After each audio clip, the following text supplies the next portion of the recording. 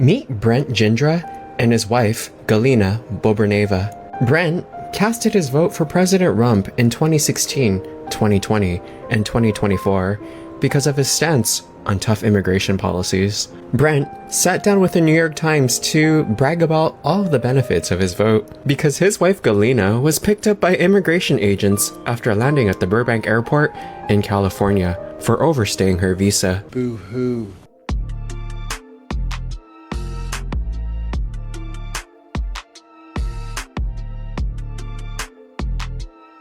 Greetings to you, my BPPN family. Welcome to Bold Perspectives Network.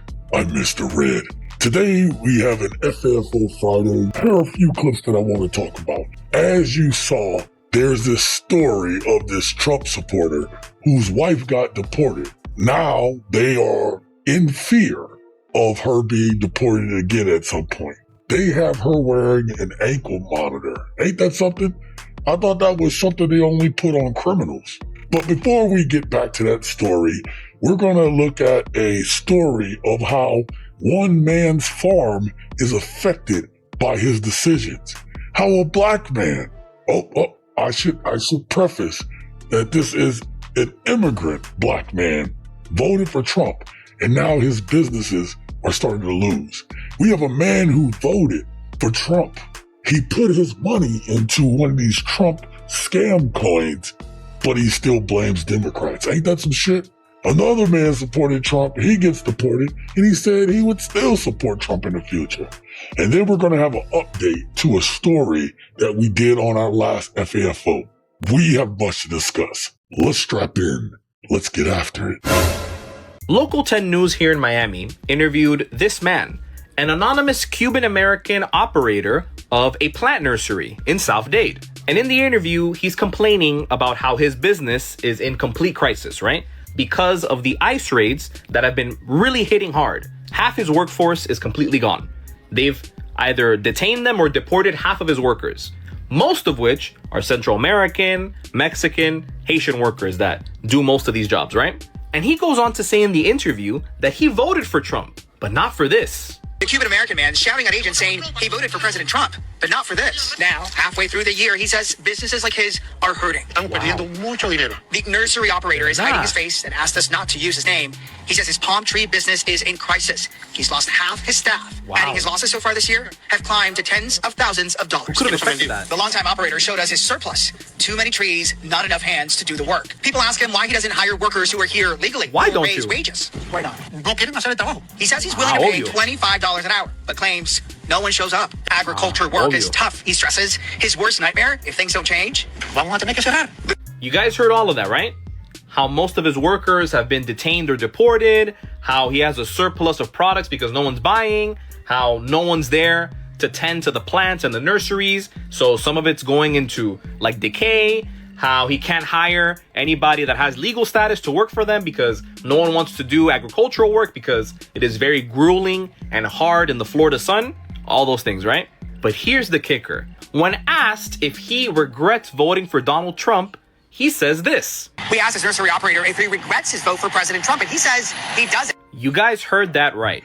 Even after everything he described about losing his livelihood potentially, his business having to close down, he still does not regret voting for Donald Trump. This is going to be a theme that you hear throughout this FAFO. There are a number of people who voted for Trump, and they are experiencing some of the worst economic downturns. Yet, they continue to support this man. But there is a central theme, again, throughout it all, that these people are just stupid. I mean, let's call it what it is. The fact that these people cannot see that this man never meant anything good for them.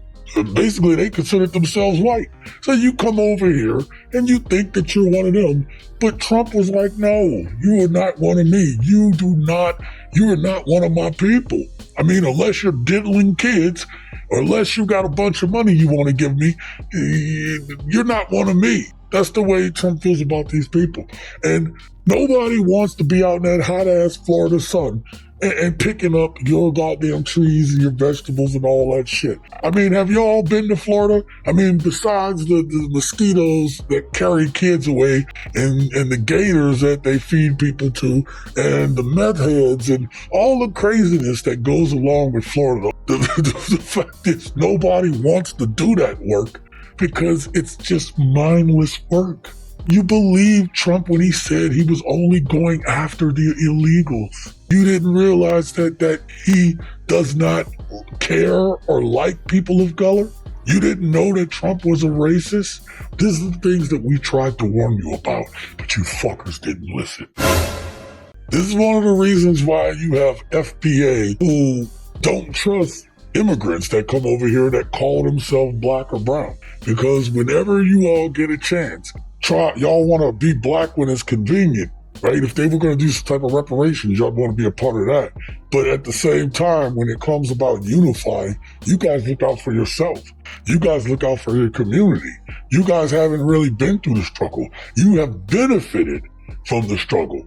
And now you want to support this clown who says he's going to do all this stuff for you, but he looks at you just like he looks at us. The Chef Creole restaurant in Miami's Little Haiti neighborhood is typically bustling with customers. Not today. Not today. What happened? People are scared. Owner Wilkinson Sajor says it's not just the clientele. After 34 years in business, he's lost his entire management team at 7 locations and will likely have to shut down 2 stores due to the end of temporary protected status.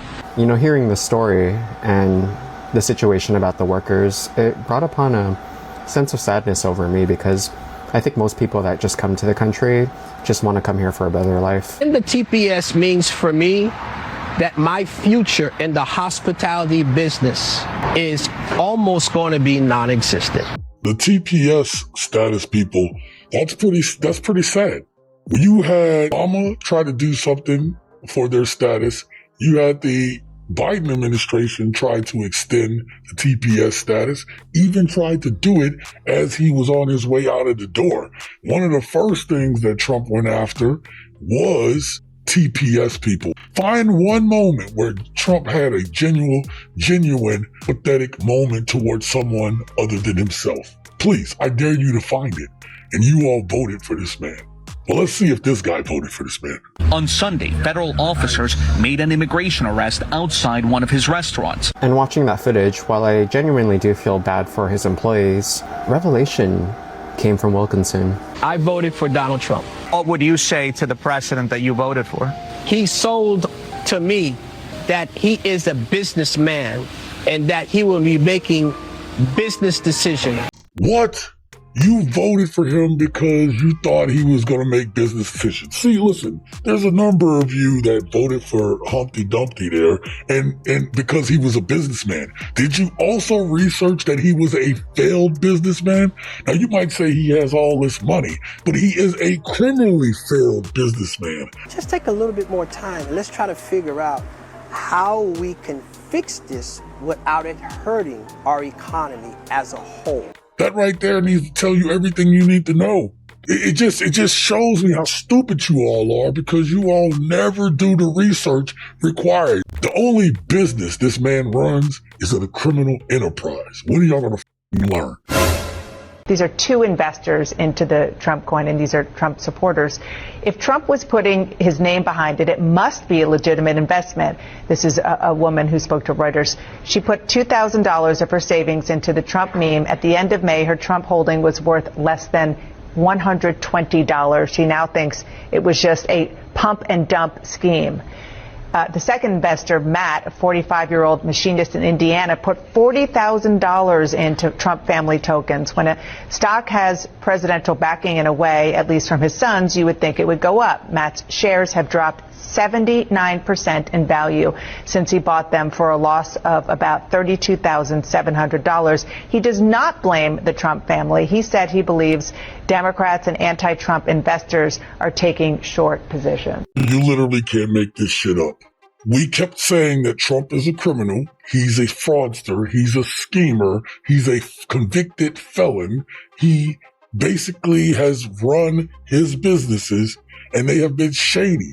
Very shady, to the point that the banks don't even want to deal with them because there's some money laundering potential going on in the administration, quote unquote. The thing about MAGA that's just blowing me away, especially the ones that continue to support Trump, is that you want to blame Democrats, but Democrats are not in power. This is one of the few times that I understand why Democrats are being completely silent. It's frustrating, especially for us that watch this channel, but it's completely frustrating because for us, we want you to show some type of leadership.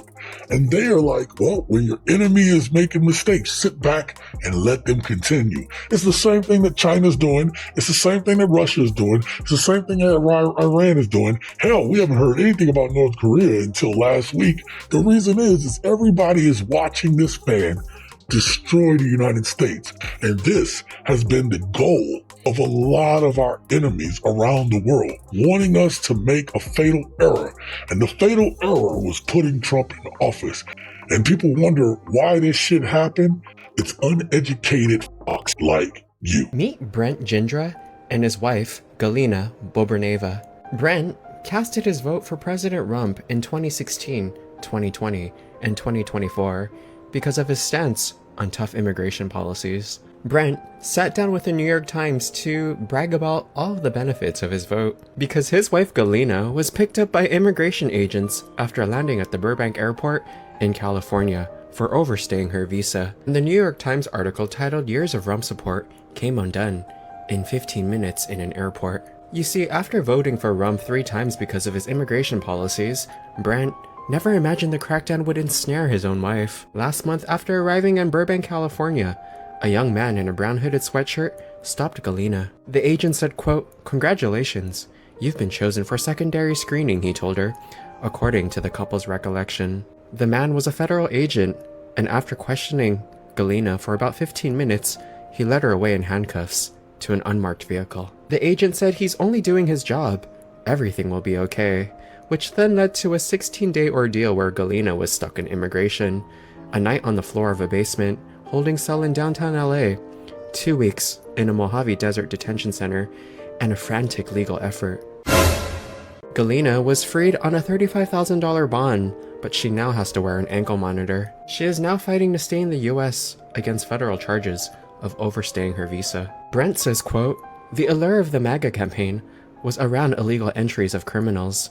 There was never a mandate for this president to turn the barrel of the gun and start going after people who legally entered." Brent says he used to consider himself a MAGA patriot until he got affected personally, saying, quote, "She did not jump a wall.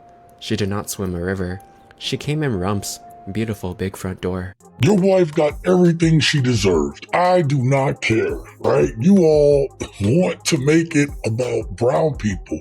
I don't understand this immigration debate. Like, what are these people actually doing to affect your life in such a way that this is the only policy, this is the only thing that you voted for Trump for, that he was going after the illegals? What have they done? Because we just saw in the latest clips that you all ain't out in that sun picking the fruits and the berries. Y'all not doing any of that shit.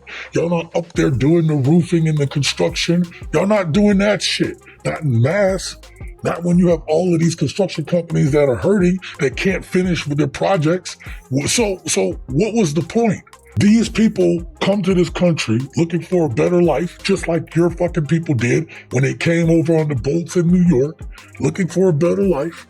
And then they pay taxes, but they do not benefit from the taxes. They bring in a lot of income, but they don't benefit from the income. This is what we've been trying to tell y'all. But when your wife is a Russian woman, now it's whatever her name is, Aska or whatever, I have no clue. I really wasn't paying attention to that. The point is, because she looks white, she didn't swim over here on a river. My God, you guys' racism just astounds me. You all think that you all are above all this shit. And that's the problem with this country.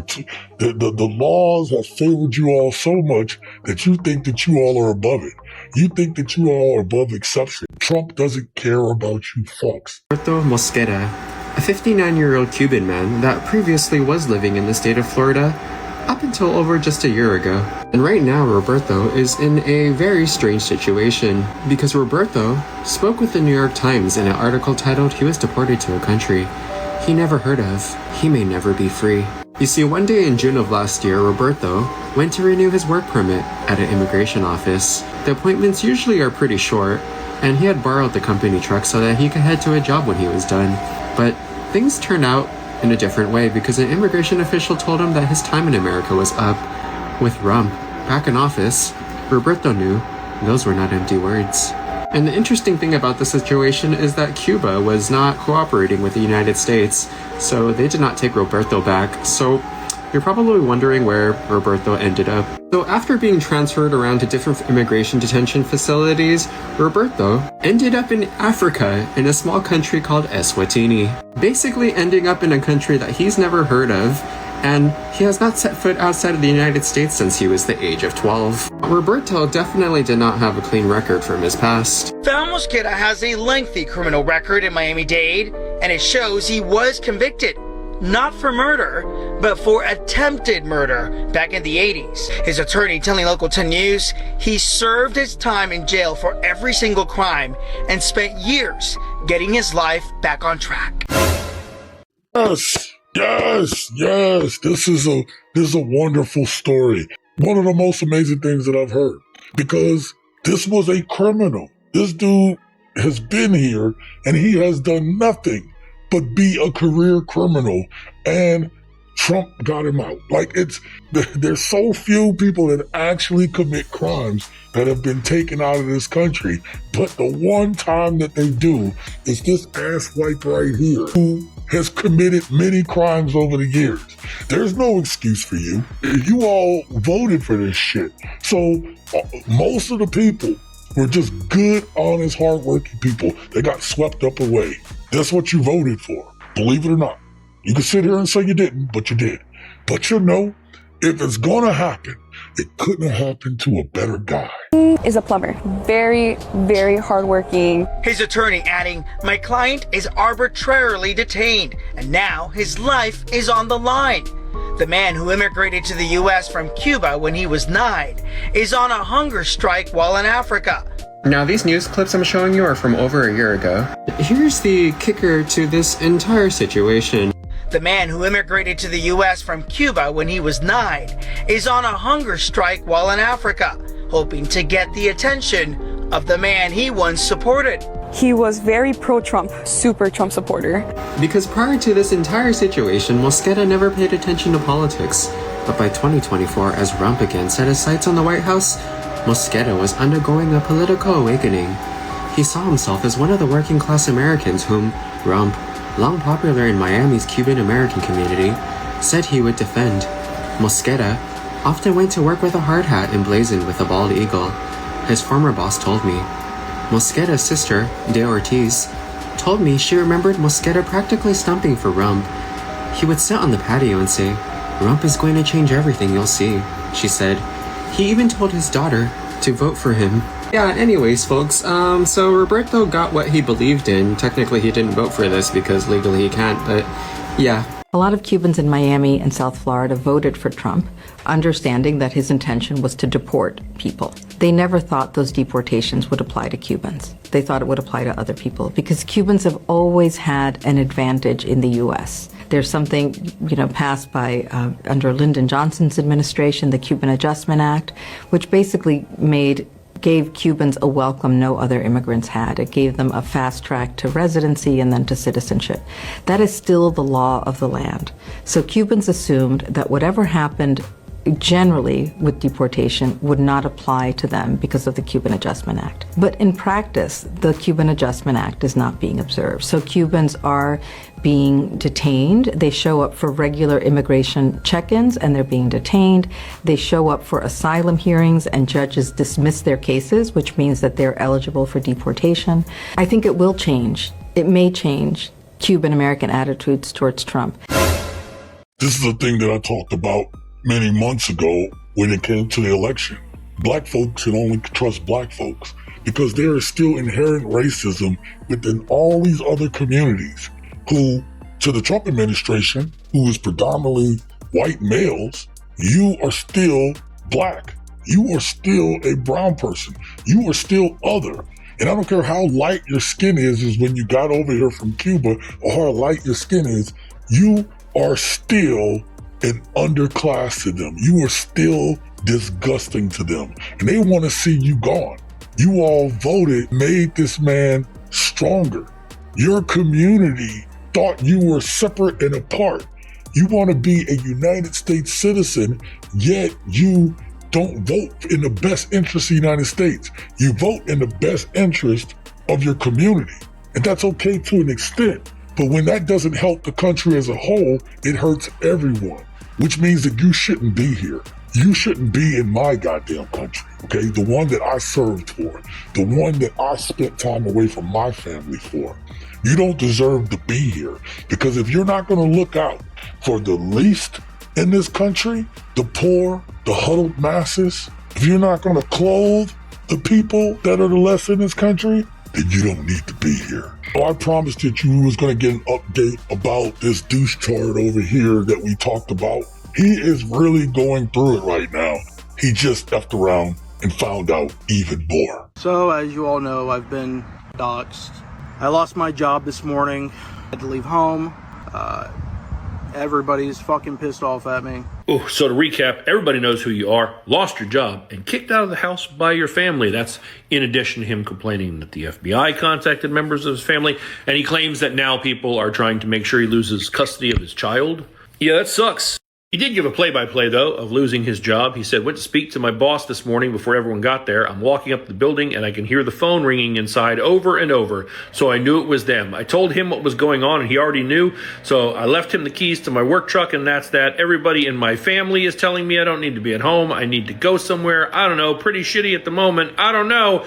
I need to find an all-white company somewhere to apply. You need it to be all-white? You need a little safe space? Sounds like DEI. Like, why can't you just work at a regular company with everybody? Why's it got to be special? But him not taking accountability and blaming others for his problems is a pretty common theme in all of his long videos. Like here, he said the reason he lost his job in part was because his boss had passed away, his wife took over, a woman owns the company now, and turned an all-white company into half black. That's the reason? Your black coworkers? I mean, he says the reason that he is racist is because black people made him racist. 99% of parents, I'm pretty sure, teach their children that we're all equal, we're all human. Nobody's taught this fucking hate to you. You teach it to us. You radicalize people with your violence, with your racism, with your fucking takeovers, and your trash behavior. Meanwhile, in between those videos, he posts this, his own little version of like blackface, where he talks about per capita, which is hilarious because he also made a video where he was complaining like, I don't understand how I have like 50,000 views on a video, but it only has like a couple hundred likes. What's going on? You're getting ratioed, dude. Because before, you were speaking to a very small cluster of little white supremacists, and we know this because it's all people supporting you, having the little lightning bolts in their profile. And now the world sees you and the world doesn't like you. The world doesn't support you. But how could this happen to me? Remember when I told y'all about the little small PP man? Little PP man. Remember I told you about that? This dude hasn't learned shit from the last time we talked about this dude. And this is why a lot of us are like, hey, we are never forgiving you all. Because all it's going to take is for someone to come in, fix all this stuff. You're going to be upset again because you don't like them. Because you don't like someone else, you don't like that someone is doing better than you, and then you're going to be right back to your hateful shit. The fact that this man is going to sit here and say, us bringing up racism is what radicalizes people towards racism, and that's a lie. We know that if you put a little black kid and a little white kid together, and they haven't been taught anything or told anything, they will play together just fine. The reason they learn all this hateful shit is because the hate that's in y'all house and your families. You can sit here and deny it, but we know this shit. We already know how you all talk about us behind our back. I don't have to guess. I fucking know. Back in a time when you just heard people just say it, people tell you that you're not good enough. And that right there, all my BPPN family, that right there is what drove me to always be better. Did I always succeed? No, but I never stayed down. People like this want to blame everyone for why he's down. It's because you're a shitty person. and the shitty people have shitty stuff happen to them. Let me know your thoughts about today's FAFO down in the comments below. Which one are you most grateful for? I'll tell you, I'm grateful for all of them, and I'm grateful for you. Hopefully we'll have another one of these next week. Also, you're going to want to come back around because I am going to go to the next part of our series about these Republicans and how they have single-handedly destroyed this country in next week's episode. Go ahead and hype up this video. We want to get this thing out. I hope you all have a great weekend. Stay vigilant, stay engaged, stay revolutionary.